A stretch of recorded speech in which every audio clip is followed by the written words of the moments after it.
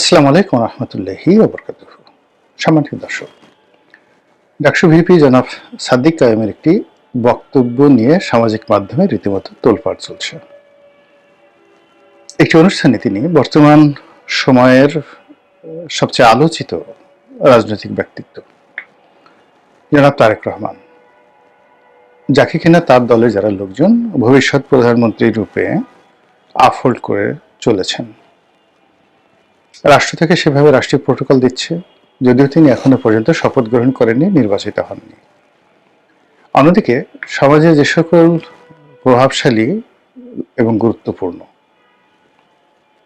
এবং যাদেরকে বলা হয় বিভিন্ন সময় কিং মেকার, সেই সকল মহল গোপনে প্রকাশ্যে নানা রকম তৎপরতা চালিয়ে যখন তারেক রহমান সাহেবকে একেবারে একজন সফল ত্রাণকর্তা, একজন সফল প্রধানমন্ত্রী এবং দেশের রক্ষাকর্তা হিসেবে অভিহিত করে চলেছেন, ঠিক সেই সময়টিতে দেশের সবচেয়ে গর্বিত প্রতিষ্ঠান এবং প্রাচ্যের অক্সফোর্ড হিসেবে প্রতিষ্ঠিত ঢাকা বিশ্ববিদ্যালয় এবং সেই ঢাকা বিশ্ববিদ্যালয় ছাত্র সংসদের যিনি ভিপি ভাইস প্রেসিডেন্ট জনাব সাদিক কাইয়ুম, তিনি জনাব তারেক রহমান সাহেবকে উদ্দেশ্য করে একটি বক্তব্য দিয়েছেন, কঠোর হুঁশিয়ারি।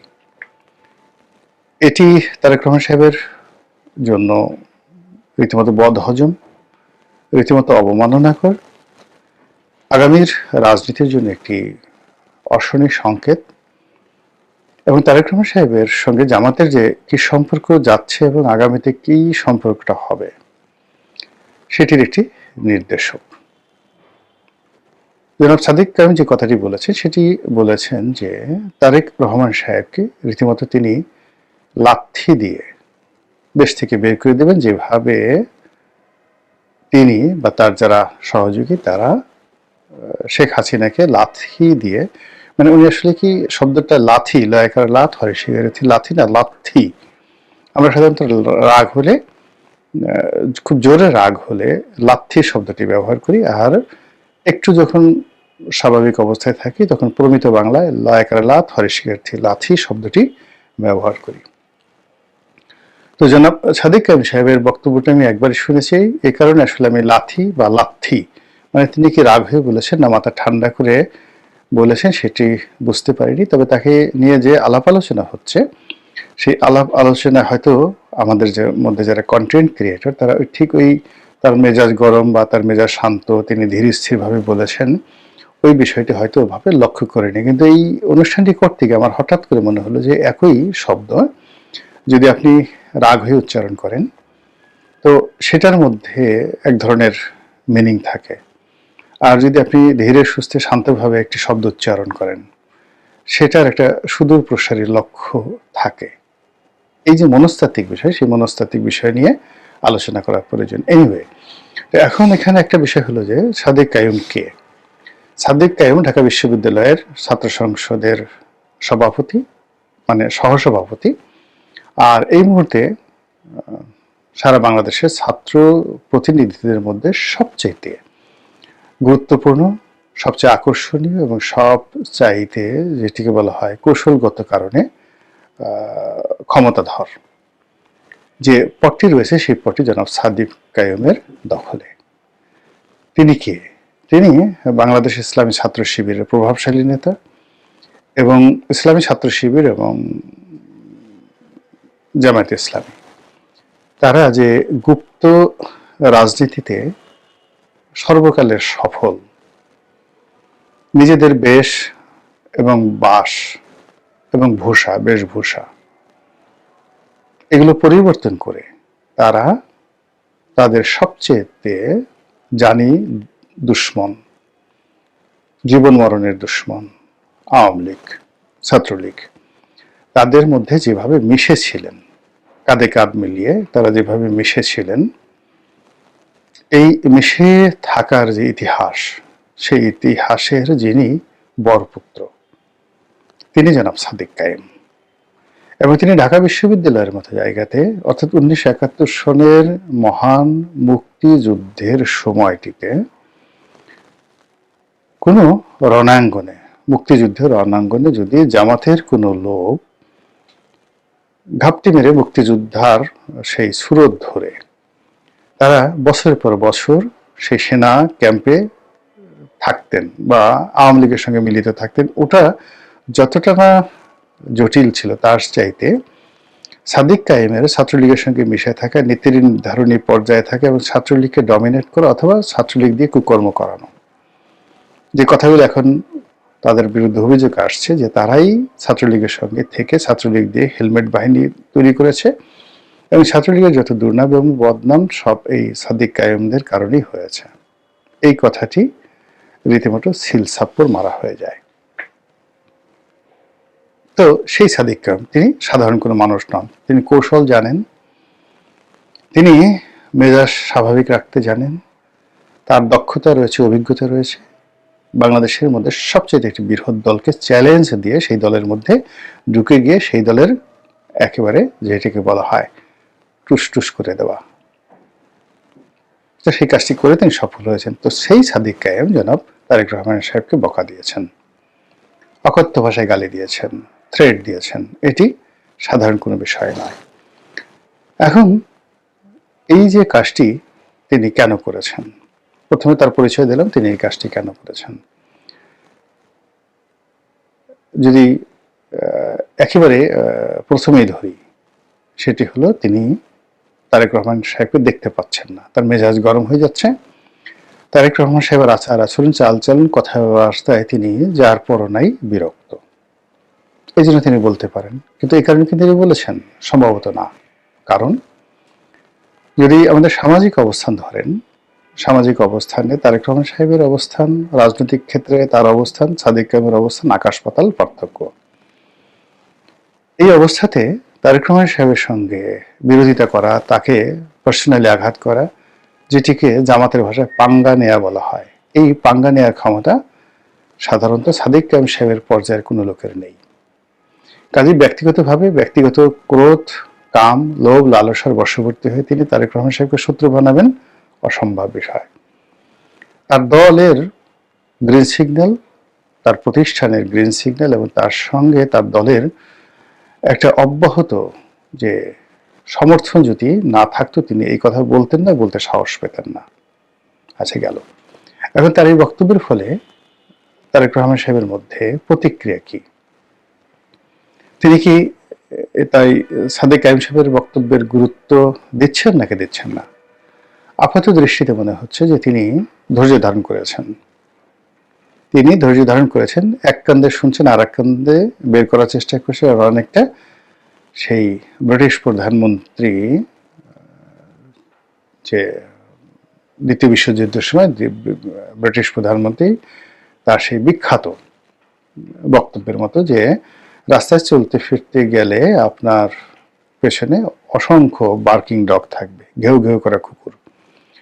আপনি যদি সবার উত্তর দিতে যান তাহলে তো পথ চলতে পারবেন না। তো সেদিক থেকে সাদিক কায়েম সাহেবকে যদি বার্কিং ডগ মনে করেন তারেক রহমান সাহেব, সেটা তার ব্যক্তিগত বিষয়। দ্বিতীয়ত আমি ব্যক্তিগতভাবে মনে করি যে তারেক রহমান সাহেব এখানে কৌশল অবলম্বন করছেন, ধৈর্য ধারণ করছেন, এখন অযথা বিবাদে জড়াতে যাচ্ছেন না। তো উইনস্টন চার্চিলের বক্তব্য অনুযায়ী তাকে ফালতু মনে করছেন না। আর দ্বিতীয়ত হতে পারে যে তিনি এই মুহূর্তে সাদিক কায়েম সাহেব, নাসিরউদ্দিন, সেই পাটোয়ারি সাহেব বা অন্যান্য যারা এই মুহূর্তে নাহিদ, সার্জিস যারা বক্তব্য দিচ্ছেন, তো তাদের সঙ্গে তিনি কাউন্টার দিতে চাচ্ছেন না। তিনি মনে করছেন যেভাবে হোক এই নির্বাচনী বৈতরণী পার হয়ে যাক, পার হওয়ার পরে যখন সময় আসবে সে অনুযায়ী অবস্থা বেঁচে ব্যবস্থা নেওয়া যাবে, এটি হতে পারে। এখন তার এই কর্মটি কি সঠিক? আমার দৃষ্টিতে সঠিক নয়, কোনো ক্ষেত্রে সঠিক নয়। প্রথমত যদি উইনস্টন চার্চিলের মতো তিনি তাকে কেবল বার্কিং ডগ মনে করেন, নট লাইক দ্যাট। আমি তার যে পরিচয় বললাম এই ভিডিওর শুরুতে, তিনি এই মুহূর্তে রাজনীতিতে খুবই কৌশলগত গুরুত্বপূর্ণ অবস্থানে আছেন। ঢাকা বিশ্ববিদ্যালয়ে তিনি পড়াশোনা করেছেন, চান্স পেয়েছেন, কাজে তার মেধা, যোগ্যতা, বুদ্ধি শুদ্ধি কোনো অবস্থাতেই তারেক রহমান সাহেবের চেয়ে কম নয়। সুযোগের কারণে তারেক রহমান সাহেব আজ এখানে আছেন, সাদিক কায়েম ভবিষ্যতে হবেন না সেটা বলা যায় না, কাজে তিনি বার্কিং ডগ নন। দ্বিতীয়ত জনাব সাদিক কায়েমের অবস্থান থেকে যখন এরকম একটা কথা বলা হয়, সেটাকে তিনি অ্যাভয়েড করেন কিনা বা তার দলে অ্যাভয়েড করেন কিনা, পাত্তা দেন কিনা, এটা আমার কাছে মনে হচ্ছে যে এখানে ধৈর্য ধারণ করা, পাত্তা না দেওয়া, অ্যাভয়েড করা, এটি বিএনপির একটা নির্বুদ্ধিতা। অন্তত মাইল্ড ওয়েতে ওনার সেই বক্তব্যে রাজনৈতিক প্রত্যুত্তর দেওয়া, বাবা শোনা বলে যে না এভাবে বড়দের সম্পর্কে কথা বলে না, অথবা কার্যকরী প্রতিক্রিয়া দেখানো। আর সেটা যদি না দেখানো হয়, এই যে সাদিক কামি সাহেব যে বলা শুরু করলেন নির্বাচন আর হয়তো আর 10 দিন আছে, এই 10 দিনের মধ্যে এরকম হাজার হাজার লক্ষ লক্ষ সাদিক কায়ুমের মুখ দিয়ে যখন তারেক রহমান সাহেবের বিরুদ্ধে নানা নেতিবাচক কথা বলা হবে এবং তাকে গুরুত্বহীন বানিয়ে ফেলা হবে, তাকে আবার 1, 2, 3, 4 পর্যায়ে নামানো হবে, আবার তাকে টিনের চালা কওয়ার পর্যায়ে নামিয়ে নেওয়া হবে, এবং এটা তারেক রহমান সাহেবের জন্য ভীষণ রকম বিপত্তিকর হবে। এই কারণ হলো যে রাজনৈতিকভাবে যে বড় বড় মানুষগুলো, তার প্রধান শক্তি হলো তার সম্ভ্রম, তার মর্যাদা, এবং একই সঙ্গে তার সম্পর্কে লোকজনের ভয় ভীতি থাকতে হবে। He must have a military পাওয়ার। যে কোনো লোক যদি তার কাছাকাছি ভিড়তে পারে, যে কোনো লোক যদি তাকে বকা দিয়ে চলে যেতে পারে, যে কোনো লোক যদি তাকে গালি দিতে পারে, তাহলে আর যাই হোক না কেন সে কোনো অবস্থাতেই বাঘ হন না, সিংহ হন না। তিনি রাজনীতির ময়দানের একজন অগুরুত্বপূর্ণ ব্যক্তিত্বে রূপান্তরিত হন। তো সেই ক্ষেত্রে এই যে ধৈর্য ধারণ করা হচ্ছে, ধৈর্য ধারণ করতে করতে যখন 10 মুখে, 100 মুখে, 1000 মুখে, 1 লাখ মুখে, 10 লাখ মুখে তারেক রহমান সাহেবকে অকথ্য ভাষায় গালাগাল করা হবে, তার সম্পর্কে সেই এখন জামাতের বিভিন্ন মঞ্চ থেকে তার যে সকল দুর্নাম বদনাম রয়েছে 2001 থেকে 2006, যেগুলো এখন সেই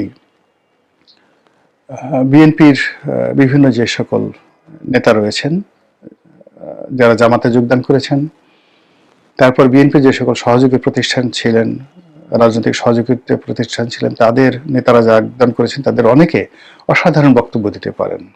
আমি যেমন রাশেদ প্রধানের বক্তব্য শুনলাম, তারপর জাকপা রাশেদ প্রধান, তারপর মোস্তাফিজুর রহমান ইরানের বক্তব্য শুনলাম, এরপরে মামুনুল হক সাহেবের বক্তব্য শুনলাম। তারা সবাই মানে বিএনপির যে কোনো নেতার চাইতে সুন্দর বক্তব্য দিতে পারেন। তো তারা যেহেতু জামাতের একটা প্ল্যাটফর্ম পেয়ে গেছেন, অডিয়েন্স পেয়ে গেছেন, তো তাদের সেই বক্তব্য দেওয়ার যে ক্ষমতা, এটি যদি বিএনপির পরিবর্তে ইন পার্সন তারেক রহমান সাহেবকে হিট করে বলা হয়, মুড়ির মতো এটা চলতে থাকবে জামাতের মধ্যে।